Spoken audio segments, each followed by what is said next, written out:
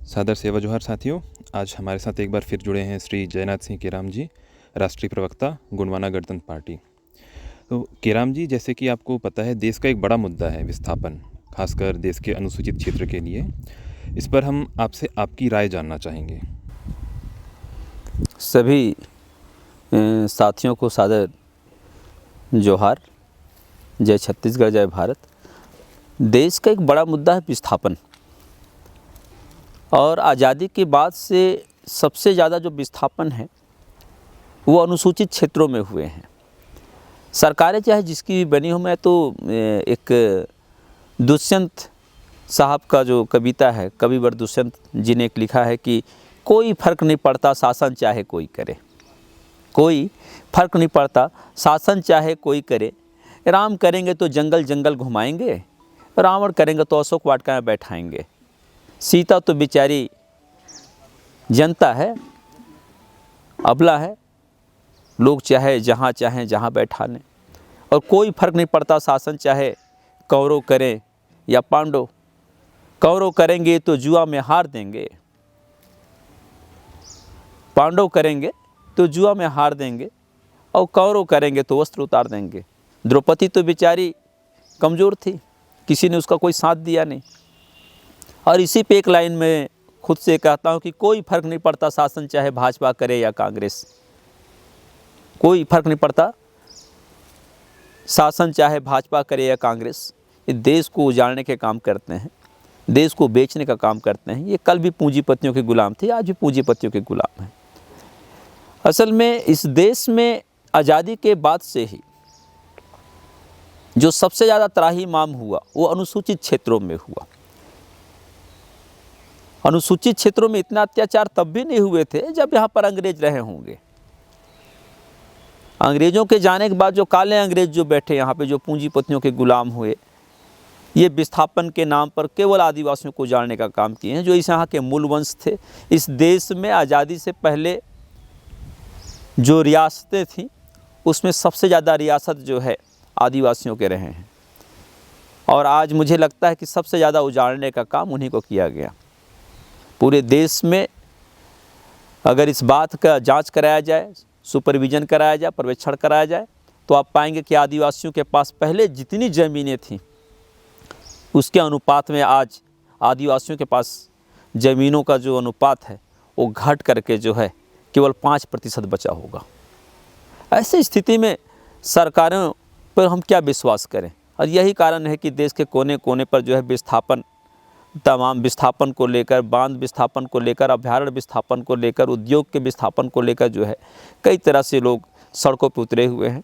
खासकर आदिवासी समुदाय जो है इनके विरोध में है, ऐसा देखने को मिल रहा है। चुनौती भी है सरकार के लिए।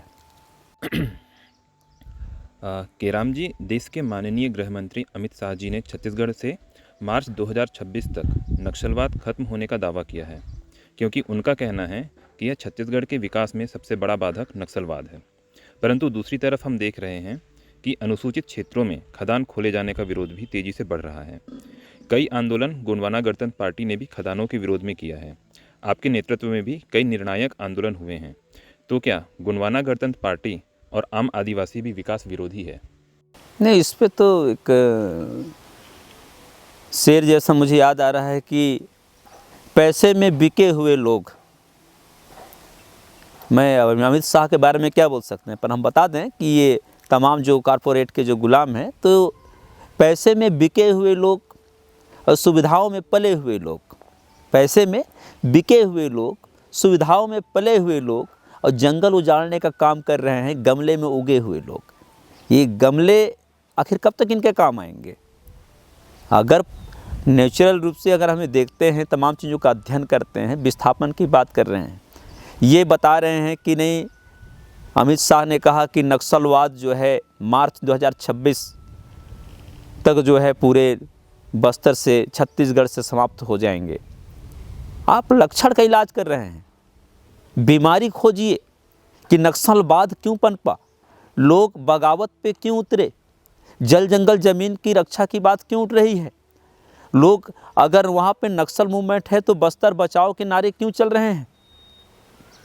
और ये तो हम सीधा कहते हैं कि ये जो राजनीति है ना, इस राजनीति में सबसे बड़ा दिक्कत यह है कि लोगों ने नक्सल को पाला है।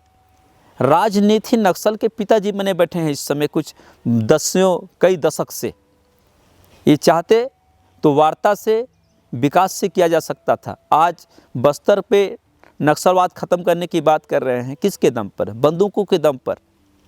इनका ही एक और कहना है कि बंदूक किसी भी समस्या का समाधान नहीं है। ये बड़े बड़े विद्वान बोलते हैं, इनके सरकारें बोलती हैं, खुद सरकार चिल्ला रही है कि किसी भी समस्या का समाधान बंदूक नहीं है। तो नक्सल समस्या का समाधान बंदूकों से क्यों किया गया?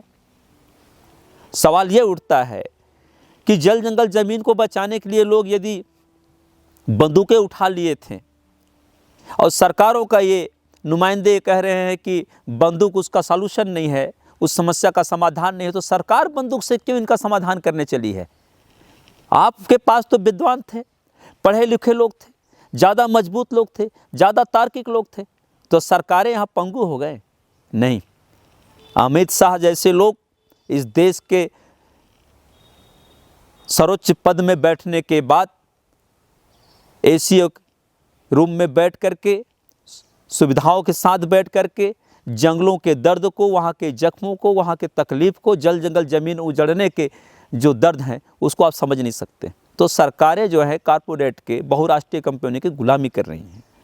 और बस्तर जो आज खाली कराने की बात हुई, असल में बस्तर से नक्सल मूवमेंट को इसलिए नहीं हटाया गया है कि वहाँ विकास करें। अब बताइए ना, कितने स्कूल वहाँ पे बनाए जा रहे हैं? अब बताइए कितने वहाँ पर जो है सड़कें जो बनाई गई हैं, कितने लोगों के पास इस समय गाड़ियाँ आ गई, कितनों को रोज़गार दिया गया, कितने वहाँ के बच्चों को उठा करके जो है ये ले गए हैं, बेहतरीन स्कूल में पढ़ा रहे हैं। ऐसा कुछ नहीं हो रहा है, बल्कि बस्तर को खाली कराने के बाद, नक्सल मूवमेंट को ख़त्म करने के नाम पर हजारों आदिवासियों को ख़त्म करने के बाद दहशत का माहौल बनाया गया, ताकि वहाँ पे बहुराष्ट्रीय कंपनी जब स्थापना किया जाए, वहाँ पे विभिन्न कंपनियों को उद्योग लगाने का न्योता दिया गया, वहाँ उनका विरोध ना हो, वहाँ पे खुली जन सुनवाई की मांग ना हो। बंदूकों के साए पर बंदूक ज़मीनों को छीनने का काम चल रहा है बस्तर पे, वहाँ पे बहुराष्ट्रीय कंपनियों को स्थापित करने का काम चल रहा है। और पूरा का पूरा जितनी भी सरकारें हैं आज, खासकर बीजेपी की सरकार, चाहे केंद्र में हो चाहे राज्य में, ये जो है टोटल बहुराष्ट्रीय कंपनी के गुलामी का काम कर रहे हैं और देश को उजाड़ने का काम कर रहे हैं। दूसरी तरफ ये है कि लोगों को ये लगता है कि गोंडवाना गणतंत्र पार्टी या अनुसूचित क्षेत्रों के लोग जो है विकास विरोधी हैं, देश का विकास नहीं चाहते। और इसका एक ये बताते हैं कि उन क्षेत्रों में जो है उद्योगों का विस्थापन का विरोध हो रहा है। क्यों नहीं होगा विरोध? देश को आज उतनी ऊर्जा की आवश्यकता नहीं है, हम कोयले का निर्यात कर रहे हैं। देश में केवल जो है विकास के नाम पर जो है जंगलों को उजाड़ा जाना, हम जंगल के नीचे, ज़मीन के नीचे की संपदा की बात कर रहे हैं, लेकिन ज़मीन के ऊपर की जो संपदा है उसकी बात क्यों नहीं करते? वो तो उनसे कहीं ज़्यादा बहुमूल्य है, जिस पर हमारा जीवन आधारित है। आने वाले समय में अगर हम टोटल उद्योग धंधों की बात करें तो क्या ऐसा लगता है कि आदिवासी समाज गलत विरोध कर रहा है? क्या आने वाले समय भविष्य में हम जो है कोयला, पत्थर, गिट्टी, सड़क चाट के जिंदा रह पाएंगे? कृषि ज़मीनों पर उद्योग लगाया जाना सरकार की बहुत बड़ी चूक है, एक बड़ी गलती है। आदिवासी जो है सदैव राष्ट्रहित की बात करते हैं। इस देश को सजाने और संजोने का काम यदि किसी ने किया है तो आदिवासियों ने किया है। और गोंडवाना गणतंत्र पार्टी आदिवासियों के साथ, अनुसूचित क्षेत्रों के प्रावधानों के साथ, संवैधानिक मान्यताओं के साथ, व्यवस्थाओं के साथ खड़े होने की बात करता है। हम उसका जो है परिपालन चाहते हैं। सरकारें जो है अनुसूचित क्षेत्रों के जो संवैधानिक मान्यताएं हैं, व्यवस्थाएं हैं, उनका परिपालन करें। केराम जी, इसी कड़ी में एक सवाल और है। जैसा आपने देखा, बैलाडीला की जन सुनवाई के दौरान एक युवक ने कहा कि हमारी मांग नहीं सुनी गई तो वो आलोकतांत्रिक तरीका अपनाएंगे। आपके ज़्यादातर आंदोलन सरकार के खिलाफ रहे हैं और उग्र रहे हैं, तो क्या यह मान लिया जाए आप भी इस तरह के विचारधारा के समर्थक हैं और यही तरीका कारगर है? देखिए, विरोध करने का तरीका परिस्थितियाँ तय करती हैं। जब तक हम खुद भूखे मरते रहते हैं तो खुद के भूख को शांत करने तक हम जो है कलम सी लड़ाई की बात करते हैं। लोकतंत्र की बात करते हैं, लेकिन परिस्थितियाँ बदल जाएं और आपके छोटे छोटे बच्चे भूख से तड़पने लगे, प्यास से तड़पने लगे, रहने के लिए जगह ना हो, शिक्षा का कोई व्यवस्था ना हो, जब वो तिल तिल मरेंगे तब परिस्थितियाँ बदल जाती हैं। तब कोई भी शख्स होगा, देश के किसी भी कोने का होगा, यदि वो मानव है तो उसके विरोध करने का तरीका बदलेगा। और यदि वो युवक बोल रहा है कि यदि ज़बरदस्ती वहाँ पर की गई, बात ज़बरदस्ती की है, अगर सरकारें वहाँ पर विधि के विरुद्ध जाकर जमीन अधिग्रहित करता है तो उसने कहा है, मैंने सुना है, उसने कहा है कि हम बंदूक उठा लेंगे। ये कोई नई बात थोड़ी है भारत के लिए। सरकारें बंदूक नहीं उठाई हैं क्या? ज़मीन खाली कराने के लिए लाठी सरकारें नहीं चला रही हैं, सरकारें जेल पे नहीं डाल रहे हैं लोगों को। सरकार पहले बंदूक उठाती है, सरकार पहले लाठी चलाती है, सरकार पहले विधि के विरुद्ध चलती है। और इससे क्षुब्ध होकर आम आदमी जब सड़क पर उतरता है तो दोनों के बीच टकराव होता है। ऐसी स्थिति में कोई लोकतंत्र, कोई अलोकतंत्र नहीं होता। भूखा और प्यासा आदमी अपने बच्चों को जब कोई भूखा प्यासा देखता है तो वहाँ कोई मायने नहीं रह जाता कि जीवित कैसे रहना है, विरोध कैसे करना है। ये गोंडवाना गणतंत्र पार्टी का उग्र आंदोलन हम लोगों ने जरूर किया है, हुआ भी होगा, उकसाया है लोगों ने, पर किसी की हत्या कभी हुई नहीं। विरोध का एक तरीका रहा है, सरकार को हमने बता दिया है। गोंडवाना गणतंत्र पार्टी ने हमेशा कहा है कि हमारे पास जन समुदाय हैं, जब जब सरकारें लोगों को कुचलने का काम करेगा, गोंडवाना गणतंत्र पार्टी अपना आंदोलन परिस्थितियों के हिसाब से करेगा। उसको आप जिस रूप से देखते हैं आप देख सकते हैं, उसमें हम किसी को मना नहीं करते। आप किस तरह से उसको देखते हैं, किस तरह से लोग स्वीकार करते हैं, ये लोगों के ऊपर है। केराम जी, एक सवाल और। मान लीजिए जब भी कभी गोंडवाना गणतंत्र पार्टी सरकार बनाती है तो उस समय विकास के आपके क्या पैमाने रहेंगे, और विकास के लिए अगर विस्थापन आपको लगा कि ज़रूरी है तो आप क्या कदम उठाएंगे? देखिए, विकास की जो परिभाषा है, देश के समस्त क्षेत्रों के लिए एक जैसा, तमाम लोगों के लिए एक जैसा दिखना चाहिए। अभी तक जो विस्थापित हुए हैं, जो विस्थापन के क्षेत्र रहे हैं, खासकर अनुसूचित क्षेत्र, उन जहाँ जहाँ का विस्थापन हुआ है उस क्षेत्रों का विकास आप जाकर देख लें, वहाँ पर कोई विकास नहीं हुआ। वहाँ के जो पुराने बासिंदे थे वो कल भी भटक रहे थे, वो आज भी भटक रहे हैं। वो कल भी मजदूरी कर रहे थे, वो आज भी मजदूरी कर रहे हैं। लेकिन गोंडवाना गणतंत्र पार्टी की यदि सरकार आती है तो विस्थापन जैसे जो वो हैं कार्य हैं ये रोक दिए जाएंगे। बहुत अनिवार्य होने पर ही विस्थापन की बात होगी। हम जितने भी आप कोयला निकालने की बात करते हैं, इसके अन्य विकल्पों पे विचार किया जाए। हम ओपन कास्ट खदान की जगह पे भूमिगत खदान की बात कर लें, कोयले थोड़े कम निकलेंगे, लेकिन संतुलित दोहन की बात जो है दादा हीरा सिंह मरकाम कहा करते थे कि हम प्रकृति के द्वारा जो संपदा हमको दिया गया है, नेचुरल जो रिसोर्सेज हैं, उसका हम अगर हम संतुलित दोहन करते हैं तभी हम ये संभव है कि हम देश को, विश्व को, जीव जंतुओं को एक साथ बचा सकते हैं। तो ऐसा हमारा को रहेगा। गोंडवाना का यह पैगाम, सबको रोटी सबको काम, ऐसा दादा बोला करते रहे हैं।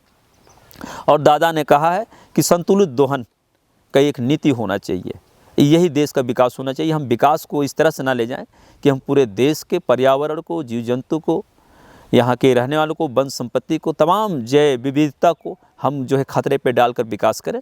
ये अनुचित है, विश्व के लिए, जीव जंतुओं के लिए, सबके लिए खतरे की घंटी है।